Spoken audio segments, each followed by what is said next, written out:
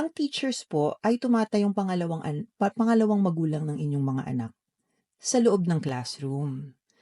'Pag meron po silang sinasabi sa atin, makikinig rin po tayo, okay? So imagine ninyo, 'pag may sinasabi sa inyo ang teacher ng anak ninyo, that is based on experience and taking care of not just your child, but the children of other people. So may experience na sila, nakita na nila yung case similar to your child. Kapag kinausap niya kayo, may backing po yon of education, experience in the classroom, experience in teaching. Dapat nakikinig po tayo. At dapat din intindihin din ng mga teachers na pag kinakausap natin ang mga magulang, iyon lang po ang bata sa kanilang bahay. So siya po yung star sa bahay nila.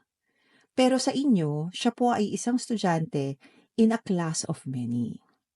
So parents also, when teachers speak to you, always listen because that's another perspective. Kasi syempre ang iisipin natin, mas kilala natin ang anak natin kumpara sa ibang tao, pero nakikita po ng teacher ang anak ninyo in a different situation, which you don't see, which is the classroom.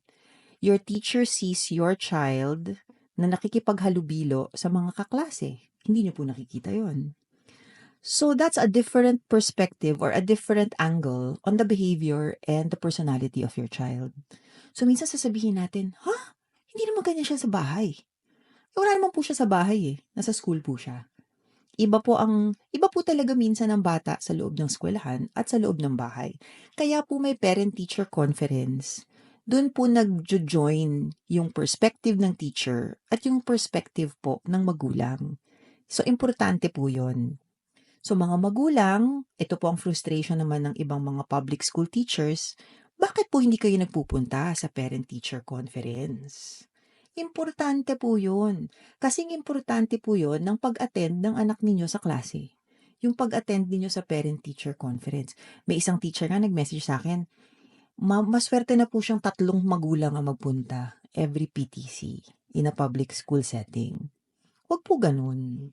Kasi kung importante po sa atin ang pag-aaral ng ating mga anak, importante rin po dapat sa atin ang pagkikipag-partner sa mga teachers ng ating mga anak. Kaya po tayo nagkakaroon minsan ng miscommunication dahil doon. Dahil hindi tayo nakikipag-usap sa mga teachers ng ating mga anak.